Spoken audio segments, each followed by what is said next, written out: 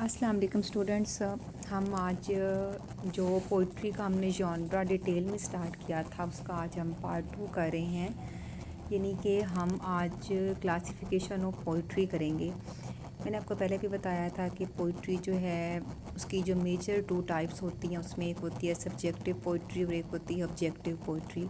Subjective poetry जो होती है जिसमें पोइट्स अपने बारे में लिखते हैं, अपनी फीलिंग्स, इमोशंस, किसी के बारे में वो अपनी मोहब्बत का इज़हार करना चाहते हैं, किसी के बारे में किसी के लिए अपने दुख का इज़हार करना चाहते हैं। तो पोइट्स जो हैं वो कौन सी पोइट्री का सहारा लेते हैं? सब्जेक्टिव पोइट्री का। सब्जेक्टिव सबको पता समझ में आ ही रहा होगा। सब्जेक्टिव मीन्स अपने बारे में लिखना, अपनी फीलिंग्स और अपनी इमोशंस, सेंटिमेंट्स को शेयर करना रीडर्स के साथ। और दूसरी जो टाइप होती है वो होती है ऑब्जेक्टिव पोइट्री। ऑब्जेक्टिव पोइट्री जो होती है उसमें हमें सब्जेक्टिविटी नज़र नहीं आती। हमें जो पोइट्स होते हैं वो सोसाइटी के बारे में कुछ कहते नज़र आते हैं, सोसाइटी से रिलेटेड कुछ इश्यूज़ हैं, यानी कि अपनी ज़ात के बारे में नहीं, यानी कि अपनी फीलिंग्स शेयर नहीं करते कि हमें ऐसा लगता है ये होना चाहिए या वो होना चाहिए, वो ये सब शेयर नहीं करते। वो ऑब्जेक्टिवली सोसाइटी के जो इश्यूज़ हैं उन पे बात करते हैं। यानी कि डायरेक्ट हम कह सकते हैं कि सोसाइटी को हिट करते हैं, या किसी के बारे में बात करना चाहते हैं तो उसके बारे में डायरेक्ट जो है वो बात करते हैं। तो वो उन तो इसलिए ऑब्जेक्टिव से आपको समझ आ रहा होगा किसी और के बारे में अपनी ज़ात से हट के बात करना।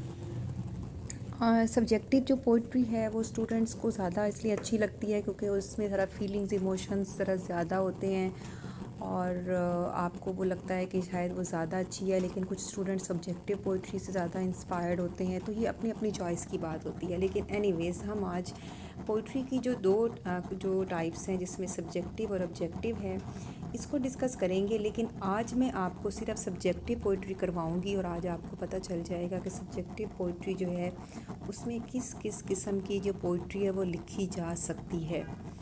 तो ऊपर जो पैराग्राफ आप देख रहे हैं वो वही बातें हैं जो हमने पहले भी डिस्कस की हैं कि poetry is one of the oldest genres in history of English literature.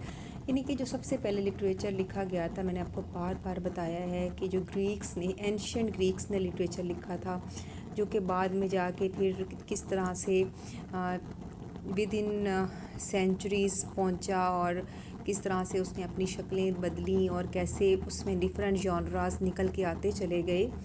तो पोइट्री जो है वो सबसे ओल्डेस्ट जॉनरा है जो कि ग्रीक्स, एंशियंट ग्रीक्स ने सबसे पहले इसको लिखा। In spite of this long tradition it is harder to define. फिर भी पोइट्री का जॉनरा जो है उसको डिफ़ाइन करना बहुत मुश्किल। हम ये नहीं कह सकते कि इन्होंने ही जो है वो पोइट्री को स्टार्ट किया, क्योंकि पोइट्री एट अ टाइम काफ़ी जगह पे स्टार्टेड थी। ये मैंने आपको पहले ही चीज़ें करवा दी हैं। तो हम ये कह सकते हैं, इसमें कोई शक नहीं है कि पोइट्री जो है वो इमेजिनेशन और इमोशनल जो आपकी इंटरप्रिटेशन है लाइफ के बारे में उसको जो है वो डील करती है। यानी कि आप किसी चीज़ के बारे में अगर कुछ सोचते हैं या आप इस चीज़ के बारे में कुछ फ़ील करते हैं कि लाइफ में ये होना चाहिए, तो अक्सर जो पोइट्स होते हैं वो बहुत सेंसिटिव होते हैं और वो पोइट्री में अपनी फीलिंग्स और इमोशंस को शेयर करते नज़र आते हैं। और अगर अपनी फीलिंग्स नहीं भी शेयर करते, वो किसी के बारे में भी लिखते हैं ऑब्जेक्टिवली, तो भी वो पोइटिक फॉर्म में लिखना ज़्यादा पसंद करते हैं। तो हम ये कह सकते हैं कि पोइट्री को 2 क्लासेस में डिवाइड किया गया है। Number 1 subjective, number 2 objective. Subjective poetry आप देख लें, मैंने इसको सर्कल इसलिए कर दिया है ताकि आपके लिए अपनी बुक पे इसको अंडरलाइन करना आसान हो कि हमने कैसे इसको तैयार करना है। इसलिए मैं पहले से ही बुक पे इसको कर देती हूँ अंडरलाइन चीज़ों को, ताकि आप लोगों के लिए ईजी हो जाए करना। क्योंकि ऑनलाइन में आपको पता है कि बहुत सी चीज़ें ऐसी होती हैं जो बच्चे परेशान हो जाती हैं कि अब हम इसमें से क्या करें क्या नहीं करें। तो subjective poetry suggest that poetry is primarily concern with conveying personal experience. देखिए मैंने इसको अंडरलाइन किया है कि सब्जेक्टिव पोइट्री में पोइट किसके बारे में बात करता है? अपनी पर्सनल एक्सपीरियंसेस, फीलिंग्स, थॉट्स के बारे में कि वो क्या सोचता है, क्या फ़ील करता है, उसने अपनी लाइफ में क्या एक्सपीरियंस किया उसके बारे में डिस्कस करता है। It is the poetry of self delineation and self expression. अपनी ज़ात के बारे में, यानी कि आपको जो अच्छा लगता है, आप कुछ बताना चाहते हैं, आपको कुछ चीज़ बुरी लगती है, जो भी है, तो पोइट जो होते हैं वो सब्जेक्टिव पोइट्री के ज़रिए वो डिस्कस करते नज़र आते हैं। तो सब्जेक्टिव पोइट्री जो है उसको लिरिकल पोइट्री भी कभी कभी कहा जाने लगा। क्योंकि ये एपिक से बिल्कुल डिफरेंट थी, क्योंकि एपिक जो होती है वो लॉन्ग नरेटिव पोएम होती है जिसमें नरेशन ज़्यादा होती है, यानी किसी हीरो के बारे में डिस्कशन हो रही होती है। लेकिन जो सब्जेक्टिव पोइट्री है उसको लिरिकल भी कहा जाने लगा, क्योंकि सब्जेक्टिव में आपको पता है फीलिंग्स इमोशंस होते हैं, और जो लिरिक्स होती हैं जो सॉन्ग्स के लिए जो लिखी जाती हैं वर्सेस, वो भी तो इमोशंस पे बेस करती हैं ना। तो इसलिए इसको समटाइम्स ये भी कहा जाना लगा, कुछ पोइट्स ने ये भी कहा कि ये लिरिकल इसको कहा जा सकता है। It's present is on the finest lyrical versus can not be, इसलिए हम इसको डिनाई नहीं कह सकते कि सब्जेक्टिव जो पोइट्री है उसी ने ही लिरिकल पोइट्री को आगे बढ़ाया, यानी कि पोइट्स की फीलिंग्स तो हर जगह थी। तो ये जो बाद में फिर जो लिरिक्स की फॉर्म में पोइट्री लिखनी जानी शुरू की, जैसे गज़ल है या जैसे नज़में हैं, गाने हैं, तो ये सब सब्जेक्टिव पोइट्री से ही डेवलप हुए। यानी कि आज हम जो मूवीज़ में सॉन्ग सुनते हैं और हमें लगता है कि इसकी बड़ी अच्छी लिरिक्स हैं, ये बहुत अच्छा है, इसका शेर अच्छा है, इसकी ये पोइट्री बहुत अच्छी है, तो वो सब सब्जेक्टिव पोइट्री से ही डेवलप हुई। और जो दूसरी टाइप की पोइट्री होती है वो होती है objective poetry. Is the poetry in which the poet goes out of himself, इसमें पोइट अपने आप से हट के, अपनी ज़ात से हट के बात करता है। Mingles with the actions and patience of the world without, यानी कि अपनी जो इमोशंस है ना किसी भी चीज़ के बारे में, दुनिया के बारे में या किसी भी चीज़ के बारे में, उससे हट के बात करता है। And deals with little reference to his own individuality, वो दुनिया के बारे में तो ज़्यादा बातें करता है, यानी कि लेकिन अपने आप की फीलिंग्स उसके बारे में शेयर नहीं करता। तो ऑब्जेक्टिव पोइट्री में जो पोइट है वो एक आर्टिस्टिक वे में आर्टिस्टिक वर्क करता है, लेकिन आउटसाइड की चीज़ों के बारे में। और सब्जेक्टिव पोइट्री में क्या होता है, इनसाइड। तो ये आपने ये याद रखना है, ज़हन में रखना है कि सब्जेक्टिव पोइट्री इनसाइड यानी कि फीलिंग्स इमोशंस, और ऑब्जेक्टिव में आउटसाइड। तो he stands detached and express out himself out the work, तो वो अपने आप को डिटैच कर लेता है, लैदा कर लेता है अपनी ज़ात से हट के एक काम में। अब सब्जेक्टिव पोइट्री की जो सब कैटेगरीज़ हैं, यानी कि सब्जेक्टिव पोइट्री में कैसी कैसी पोइट्री लिखी जाती है, उसमें सबसे पहले है लिरिक पोइट्री। लिरिक पोइट्री से समझ आ रहा होगा एक ऐसी पोइट्री जो कि एक्सप्रेस करती है पर्सनल इमोशंस, थॉट्स को स्पीकर पोइट खुद भी हो सकता है, पोइट किसी एक पर्सन को भी स्पीकर बना सकता है। ठीक है, जैसे आजकल जो सॉन्ग्स लिखे जा रहे हैं उसमें हम देखते हैं कि जो है वो सिंगर कोई और होता है और स्पीक आगे कोई एक्टर कर रहा होता है। हमें पता है कि हमें पता तो होता है कि ये इसने सिंग किया है, लेकिन वो उसको इस तरह से लिप सिंग कर रहा होता है कि हमें ऐसे लगता है कि वाकई ये पर्सन इसको सिंग कर रहा है, क्योंकि वो जो उसको स्पीक कर रहा होता है, उन लिरिक्स को जो स्पीकर होता है वो इतने अच्छे तरीके से उसको एक्ट करता है कि हमें लगता है कि वाकई ये इमोशंस फीलिंग्स हम भी वो फील कर सकते हैं। तो सॉन्ग्स की तरह lyric poems always have a musical quality और specific melody which makes it easy for you to sing along with. तो हम ये कह सकते हैं कि लिरिक पोइट्री जो होती है एक ऐसी पोइट्री होती है जिसको गाया जा सके, जिसमें म्यूज़िकल क्वालिटी हो, जिसको आप इजीली समझते हो, एंजॉय करते हो और आप उसको गा भी कर सकते हो। तो लिरिक पोइट्री वैसे तो एंशियंट ग्रीक जो वर्ड लेयर है, मैंने आपको पहले भी समझाया था, ये हमने पहले भी चीज़ें पढ़ी थी। लेयर जो कि एक म्यूज़िकल इंस्ट्रूमेंट है, उससे निकला है लिरिक्स का वर्ड, जो कि एंशियंट ग्रीक वर्ड लेयर था, जिसका मतलब था एक इंस्ट्रूमेंट उस एरा में। That accompany the reading of the lyric poem, जिसको बजाया जाता था लिरिक को। कोई भी एक अगर पोएम जिसके अंदर लिरिक्स होती थी, यानी जिसके अंदर वर्सेस होती थी, उसको गाने के लिए ना ये लोग लेयर का इस्तेमाल करते थे, और वहीं से फिर लिरिक पोइट्री जो थी वो डेवलप हो गई। तो ये हम कह सकते हैं कि जैसे एक लाइव कॉन्सर्ट का ये फर्स्ट वर्जन हम इसको कह सकते हैं लिरिकल पोइट्री को, कि जैसे एक आपने कभी शायद अटेंड भी किया हो लाइव कॉन्सर्ट जिसमें सिंगर्स गाने गा रहे होते हैं, तो उसमें वो जो है वो ऐसे गाने गा रहे होते हैं जिसके अंदर हमें लिरिकल क्वालिटी नज़र आ रही होती है और हम उसको एंजॉय भी करते हैं। तो सब्जेक्टिव पोइट्री में सबसे पहले हमने कौन सी पोइट्री पढ़ी, लिरिक पोइट्री। ऐसी पोइट्री जिसको गाया जा सके, जिसके अंदर म्यूज़िक हो, राइम हो, ठीक है, मेलोडी हो, जिसमें हमें म्यूज़िकल क्वालिटी नज़र आए। कैरेक्टरिस्टिक्स लिरिक्स की मैंने कुछ टिक कर दी हैं। ज़रूरी नहीं है कि आप यही वाली करें, आप इनको चेंज भी कर सकते हैं। आपको जो इसमें से अच्छी लगती हैं आप 3-4 क्वालिटीज़ ले सकते हैं। A lyric is the most important kind of subjective poetry. Good lyric is generally short, छोटी होनी चाहिए। Lyric must always be coloured with a genuine passion, जिसके अंदर पोइट अपने जेन्युइन पैशंस डाले, ताकि जब उसको गाया जाए ना तो वो फीलिंग्स नज़र भी हैं। और सिंसेरिटी बहुत इंपॉर्टेंट है इसके अंदर, इसकी अहम करेक्टरिस्टिक है। उसके बाद lyric must have unity thought और फीलिंग की, कि अगर एक चीज़ पोइट लिख रहा है और उसके हाथ ये नहीं कि दिल में कुछ है दिमाग में कुछ है, तो वो एक कंप्लीट यूनिटी के साथ उसको लिखे, अपने फीलिंग्स एंड इमोशंस दोनों को, अपनी थॉट्स एंड फीलिंग्स को सॉरी। और लिरिक को मूवमेंट होनी चाहिए, यानी कि यूँ नहीं कि पोइट जो है वो एक ही बात करता जा रहा है ऐसे स्टैटिक हो के, नहीं, बल्कि ऐसे लगे कि जैसे पहले वो कुछ फीलिंग शेयर कर रहा है, फिर वो कुछ फीलिंग शेयर कर रहा है, तो उसके अंदर एक वैरायटी हो। और lyric must have intensity of emotions, के अंदर इमोशंस इंटेंस होने चाहिए, शिद्दत होने चाहिए। तो अब आपको यहीं से समझ आ रहा होगा कि लिरिक पोइट्री को सब्जेक्टिव पोइट्री क्यों कहा जाता है, क्योंकि इसके अंदर पोइट्स अपनी फीलिंग्स इमोशंस को शेयर करते हैं। आप आजकल सॉन्ग सुनते ही होंगे, डिफरेंट किस्म के इंडियन पाकिस्तानी सॉन्ग्स आ रहे होते हैं, तो ऐसे सॉन्ग जिसके अंदर आपको लिरिक्स नज़र आएँ और इमोशन नज़र आएँ, तो आप उनको कह सकते हैं कि ये लिरिक पोइट्री है, इसको हम लिरिक पोइट्री कहेंगे। Then next comes lyric poetry की कुछ टाइप्स हैं, जिसमें सबसे पहले है सोनेट। सोनेट जो होती है, पहले भी हमने इसको किया है और आज फिर अगेन मैं आपको करवा देती हूँ कि सोनेट जो होती है वो 14 लाइंस में लिखी जाती है। इसको आप अच्छी तरह तैयार करेंगे, शॉर्ट क्वेश्चंस में ये आपका आ सकता है क्वेश्चन कि sonnet, what is a sonnet, defined 2 marks का आ सकता है। तो आप उसका आंसर कैसे दे सकते हैं कि sonnet is a poem of 14 line, it has definite, इसकी एक अपनी राइम स्कीम होती है।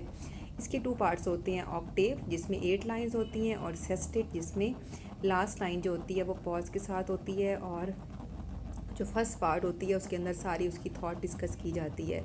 और फिर आप बता देंगे कि बहुत ही फेमस जो पोइट्स थे 13th सेंचुरी के, उन्होंने इसको यूज़ किया, जैसे डेंटे एंड पेट्रार्क ने।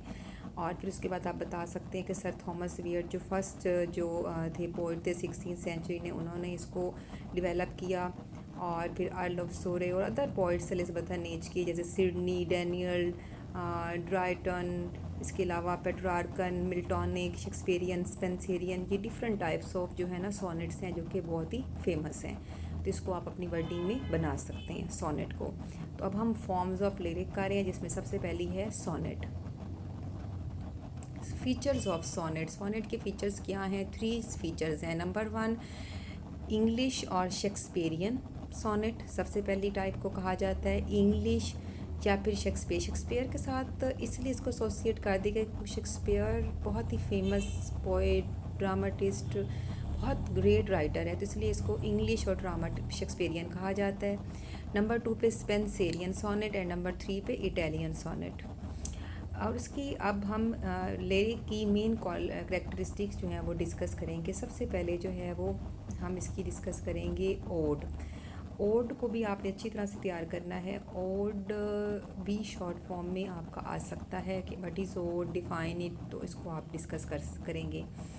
Odd, an ode is a form of poetry such as sonnet और एलेजी, कि जैसे पोइट्री की जैसे डिफरेंट टाइप्स हैं, तो सब्जेक्टिव पोइट्री में जैसे लिरिक पोइट्री आती है या जैसे सोनेट्स आती हैं, इसी तरह ओड भी आता है। ओड जो है वो भी सोनेट और एलेजी की तरह एक पोइट्री की टाइप है, लेकिन सब्जेक्टिव पोइट्री की टाइप है, जिसमें पोइट्स अपने फीलिंग इमोशंस को शेयर करते हैं। Ode is a literary technique that is lyrical, ये भी लिरिकल होती है लेकिन ज़्यादा लेंथी नहीं होती ये जो ओड है। Ode is drive from Greek word aeidein, ये हमने पहले सब किया, विच मीन्स टू चैंट और सिंग। ये सारी वही चीज़ें हैं जो कि आपने पहले ओड की हैं, वो आप सेम टू सेम यहाँ उठा के लिख देंगे, यानी कि आपको दोबारा से इसको तैयार करने की ज़रूरत नहीं। आपने जो पहले ओड की डेफिनेशंस और वो सब किया है वो आप यहीं पे दोबारा से पेस्ट कर देंगे, लेकिन जो करेक्टरिस्टिक्स हैं वो आप साथ ऐड कर देंगे कि a single unified strain of exalted lyrical words. Characteristics में सबसे पहले 2-3 करेक्टरिस्टिक्स आप इसकी कर लें कि ये एक सिंगल यूनिफाइड स्ट्रेन होता है और ऐसी वर्ड्स होती है जो कि एग्जाल्टेड होती है, मतलब ग्रेट, अच्छी lines, great language, good use of words, इसके अंदर जो पर्पस और थीम होती है उस पर बहुत ज़्यादा फोकस किया जाता है कि जिस टॉपिक के बारे में और लिखा जा रहा है उस टॉपिक पे बहुत ज़्यादा जोर दिया जाता है। टोन उसकी जो उसका मैनर है वो इमेजिनेटिव होता है, रियलिटी पे नहीं होता इमेजिन। एक बात और याद रखिएगा कि जितनी भी सब्जेक्टिव पोइट्री है वो इमेजिनेटिव होती है। फीलिंग्स एंड इमोशंस के साथ जब पोइट्स खेलते हैं, अपनी फीलिंग्स और इमोशंस को डिस्कस करते हैं, तो वो इतनी अच्छी इमेजिनेशन के साथ हमें भी अपनी दुनिया में ले जाते हैं कि हमें ऐसे लगता है कि वाकई हम उनके साथ उनकी दुनिया में चले गए हैं। टोन जो है वो बड़ी ही फॉर्मल होती है। ओड की जो सबसे जो फेमस टाइप है वो ग्रीक ओड है, क्योंकि ग्रीक्स ने सबसे पहले ओड को लिखा और उसी से ही फिर आगे ओड्स डेवलप हुए। और जॉन कीट्स के ओड्स बहुत फेमस हैं, वो आप आगे पढ़ेंगे भी सही। Greek ode was a song और a lyric composition meant to be sung. Greeks ने इसलिए लिखा था इसको, ये एक ऐसी कॉम्पोजिशन थी, एक ऐसी लिखी हुई चीज़ थी जो कि लिरिक थी, जिसके अंदर लिरिक्स थी, जिसका मकसद था गाना म्यूज़िक के साथ और डांसिंग मूवमेंट्स करना। यानी कि उनका मकसद ये था कि ऐसी चीज़ लिखी जाए जिसको वो इन्जॉय करें, गाएं और डांस करें और इन्जॉय करें। इसलिए ग्रीक्स और जो हैं वो बड़े ही फेमस हैं। ग्रीक और जो हैं करवा देती हूँ, आपको सारा ही करवा देती हूँ। And meant any kind of lyric composition varying from the drinking songs of Anacreon and the love song of Sappho to the more elaborate and lofty occasional. यानी कि आप ये कह सकते हैं कि ये ऐसी ओड्स एक ऐसी पोइट्री थी जिसके अंदर लैंग्वेज बड़ी ग्रैंड होती थी और जिसके अंदर पोइट्स अपनी फीलिंग को डिस्कस करते थे। जो ग्रीक राइटर्स थे, ग्रीक पोइट्स थे, इसमें से आप 2-3 जो पोइट्स हैं उनके नेम्स ले लेंगे और आप उनको डिस्कस कर लेंगे। जैसे इसके अंदर देख लें आप पोइट्स लाइक काउले, ड्राइडन, इसके अलावा इन लोगों ने पिंडेरिक ओड लिखे। इसके अलावा नीचे मैंने कुछ लाइंस अंडरलाइन की हुई हैं। Gray's, progress of poesy and the bard were the first English odes. अब ये ड्राइडन और काउले जो हैं ये इंग्लिश पोइट्स हैं, लेकिन इन्होंने भी ग्रीक्स को कॉपी किया और इन्होंने भी काफ़ी ओड्स लिखे। और ओड्स के जो पार्ट्स हैं वो मैंने टिक टिक कर दिए हैं, जो कि बहुत इम्पोर्टेंट हैं। ये आप इनको देख लेंगे कि इसकी क्या क्या चीज़ें होनी चाहिए ग्रीक ओड में, जो ग्रीक्स ने जिसको लिखा। ठीक है, with the passage of time odds में चेंजेस आई, लेकिन जो फर्स्ट पार्ट था उसमें स्ट्रॉफ, एंटीस्ट्रॉफ और एपोड थे। स्ट्रॉफ में 12 लाइंस होती थी, एंटीस्ट्रॉफ में 12 लाइंस होती थी एंड देन एपोड में 17 लाइंस। देन सेकंड पार्ट में स्ट्रॉफ में फिर आई 12 लाइंस, फिर 12 लाइंस और फिर 17 लाइंस। तो ये कुछ पार्ट्स थे जो कि ग्रीक कोड्स में लिखे जाते थे। ग्रीक कोड्स के लिए क्राइम स्कीम थी जो कि वो फॉलो करते थे, तो इसको आप शॉर्ट में तैयार कर लेंगे। यानी कि आप इसको ओड के साथ ग्रीक ओड जो है इसको आप कि ग्रीक्स ने कैसे ओड लिखा और वो कैसे लिखते थे, इसको आप 2-3 लाइंस में कर लेंगे। जो इम्पोर्टेंट पार्ट है पोइट्री का वो एलेजी है। एलेजी मैंने आपको पहले ही बताया था, किसी की डेथ पे लिखना, किसी की डेथ पे कोई सॉन्ग लिखना। अब डेथ सॉन्ग भी तो फीलिंग्स पे बेस करता है ना, जिसमें आप इमोशंस शेयर करते हैं किसी के बारे में। किसी की डेथ हो जाती है और आप उसके बारे में अपने जो फीलिंग्स इमोशंस को शेयर करते हैं, तो उसको इसलिए उसको एलेजी कहा जाता है। तो एलेजी जो वर्ड है वो ग्रीक वर्ड जो एक ग्रीक वर्ड है एलेजी, जिसका मीनिंग होता था लैमेंट करना, मातम करना, रोना धोना। तो ये एक ऐसी टाइप थी जो कि बाद में जिसने पोइट्री की शक्ल इख्तियार कर ली कि अगर किसी की डेथ पे किसी ने कुछ लिखना है और अपने सोरो और ग्रीवमेंट का इजहार करना है। ये मैंने आपको एलेजी पहले भी करवाई है, आप वही जो पहले आपने डेफिनेशन की है इसकी वो आप सेम यहाँ पे लिख सकते हैं। तो अगर किसी ने अपनी मॉर्निंग या फिर अपनी कोई डायरेक्ट अटरेंस करनी है, किसी के साथ अपने सोरस ब्रीवमेंट का इजहार करना है गम का, तो उसके अंदर फिर वो एलेजी लिखते थे पोइट्स, और अभी भी लिखी जाती हैं एलेजीज। अगर किसी की डेथ पे आपने शायद कभी देखी हो तो डेथ सॉन्ग्स लिखे जाते हैं अगर किसी की डेथ हो जाए तो। It's most vital quality sincerity of emotion. इसकी सबसे इम्पोर्टेंट जो क्वालिटी है जो इसके अंदर हमें होनी चाहिए एलेजी में, वो इसकी इमोशंस की सिंसेरिटी होनी चाहिए। ये एक death of a single person पे लिखी जाती है, टेंसन की इन मेमोरियम। इसके अलावा शेली ने भी लिखी है एडोनिस। तो ये बड़ी फेमस एलिजीज़ हैं और बहुत ही फेमस लिखी गई हैं। जो ये नीचे आपको नज़र आ रही है एलिजी की डेफिनेशन, ये बड़ी अच्छी डेफिनेशन दी हुई है। आप चाहें तो ये भी कर सकते हैं, नहीं तो अगर आपने पहले भी की हुई है तो वो भी आप कर सकते हैं। An elegy is a poem of serious reflection specially one morning the loss of someone who died. कि एक ऐसा इंसान जिसकी डेथ हो चुकी है, उसकी डेथ पे अगर कोई सीरियस कोई बात करनी है या कोई रिफ्लेक्शन मीन्स कि अपनी फीलिंग्स का इजहार करना है, अपनी फीलिंग्स का अक्स दिखाना है, तो उसको एलिजी कहा जाता है। Elegies are defined by their subject matter and don't have to follow in specific form in the terms of meter. इसके अंदर कोई राइम मीटर स्कीम वगैरह फोल्ड यूज़ नहीं करते, लेकिन ये ज़्यादातर डेथ पे ही लिखी जाती हैं। एलिजी के कुछ फीचर्स हैं वो आप देख लें, मैंने टिक किए हुए हैं। सबसे पहले इसके अंदर इंटेंसिटी ऑफ इमोशंस होनी चाहिए। एलिजी के अंदर इमोशनल एक्सपीरियंस होना चाहिए पोइट का उस पर्सन के साथ, कि अगर उसके साथ उसने अच्छा टाइम गुजारा है या जो भी उसके साथ उसकी मेमोरीज़ हैं। फॉर्मल लैंग्वेज हो, प्रॉपर स्ट्रक्चर हो, फर्स्ट पर्सन में लिखे। इसकी 3 पार्ट्स जो हैं वो इम्पोर्टेंट हैं। सबसे पहले इनिशियल लेमेंटेशन, सबसे पहले कि वो सबसे पहले क्या करेगा कि वो लेमेंट करेगा कि डेथ हो चुकी है और मेरे फ्रेंड की, और इस तरह से। फिर उसके बाद उसकी जो वो डेथ जिसकी हो चुकी है उसको ऑनर करेगा, उसको आइडियलाइज़ करेगा कि उसने ये काम किया या उसके अंदर ये अच्छाइयाँ थी, और फाइनल सिलेक्शन में वो कंफर्ट और होप अपने आप को देगा या फिर कंसोल करने की कोशिश करेगा। इसके बाद एलिजी की बड़ी फेमस टाइप है पास्टोरल एलिजी। मैं आपको बता भी देती हूँ, ये ज़्यादा जो है पास्टोरल आप समझ आ रहा होगा कि एक ऐसा सॉन्ग जो कि शेफर्ड और शेफर्डेस जो होते हैं, जब वो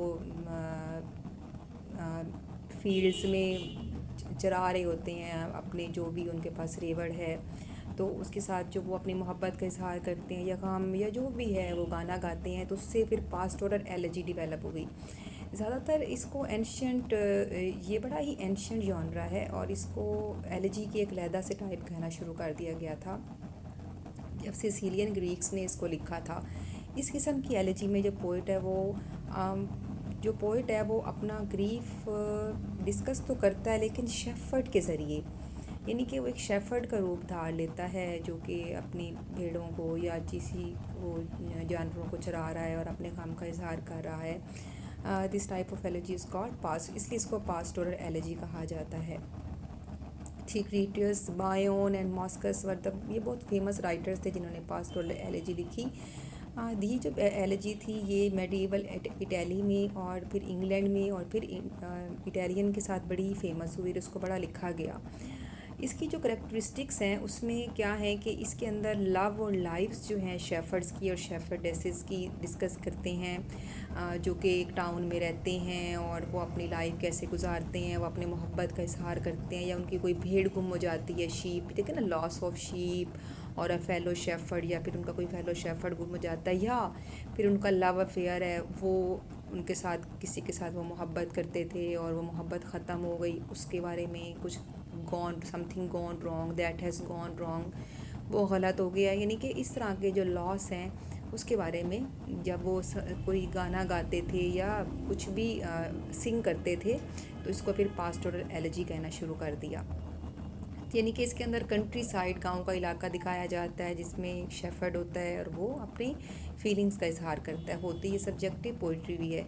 इसलिए फिर बाद में क्या हुआ कि जब पोइट्स इंस्पायर हुए ना आहिस्ता आहिस्ता कंट्री साइड की लाइफ की तरफ या गांव की लाइफ की तरफ, तो उन्होंने फिर इस पास्टोरल एलिजी का सहारा लेना शुरू कर दिया।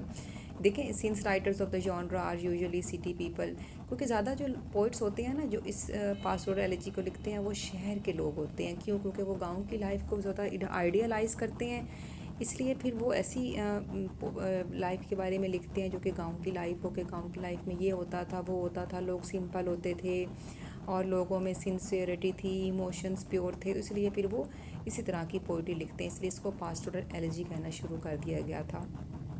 तो इट इज़ इसको सिंबल के तौर पर यूज़ किया जाता है, जिसमें शेफर्ड जो होता है वो ख़ुद पोइट होता है जो कि अपनी पोइट्री के अंदर सिंग करता है, यानी कि पोइट्री में अपना एक ऐसी पोइट्री लिखता है जिसमें वो अपने गम दुख का इजहार करता है, गांव की लाइफ के वो को प्रेज़ करता है और शहर की लाइफ के बारे में जो भी करप्शन है सिटी लाइफ की या भी जो भी पॉलिटिकल इश्यूज़ हैं सोसाइटी के मॉडर्न एज में जो भी इश्यूज़ हैं, तो उसमें उसको जब उसने डिस्कस करना है तो वो पास्टोरल एलेजी लिखेगा। यानी कि एक जो सिंपल एलेजी है वो किसी की डेथ पे लिखी जाती है, जैसे जो कि क्योंकि उसमें भी इमोशंस होते हैं, फीलिंग्स होते हैं, लेकिन वो किसी एक पर्सन की डेथ के बाद लिखी जाती है। लेकिन जो पास्टोरल एलेजी होती है, पास्टोरल एलेजी में एक पोएट जो है वो एक शेफर्ड की तरह या एक गांव की लाइफ के बारे में अगर कुछ लिखना चाहता है तो वो पास्टोरल एलेजी का सहारा लेता है। Then comes stair. स्टायर मैंने आपको पहले भी बताया था का मतलब होता है क्रिटिसाइज़ करना। ये भी एक इसके स्टायर में देखें, आप जब कहीं जाते हैं आपको कोई अच्छा बुरा कहता है तो आप कहते हैं इसने मुझे बुरा कहा है, तो बुरा कहा है तो उसमें फीलिंग्स होती हैं ना, चाहे वो फीलिंग्स अच्छी नहीं भी हैं, बुरी हैं, तो भी फीलिंग्स तो हैं ना। तो स्टायर के अंदर जो पोइट हैं वो भी अपनी फीलिंग्स का इजहार करते हैं, किसी चीज़ के लिए अपनी नफ़रत, किसी चीज़ को वो नहीं अच्छा समझते तो उसको फिर वो स्टायर का सहारा लेते हैं, जिसके अंदर वो सोसाइटी की अब्यूज़, फॉलेज, एब्सर्डिटीज़ या किसी एक शख्स के बारे में कोई बात करना चाहते हैं, किसी इंस्टीट्यूशन के बारे में अपनी नफ़रत, डिस्गस्ट का, कॉन्टेम्प्ट का इजहार करना चाहते हैं, तो इसके अंदर मजाक उड़ाया जाता है स्टायर के ज़रिए। यानी कि स्टायरिकल पोइट्री एक ऐसी पोइट्री होती है जिसके अंदर रिडिक्यूल किया जाता है। आप आजकल पढ़ रहे हैं चौसर की कैंटरबरी टेल्स, वो एक बेस्ट एग्ज़ाम्पल है स्टायर की, जिसमें चौसर ने 14th सेंचुरी की सोसाइटी पर स्टायर किया है।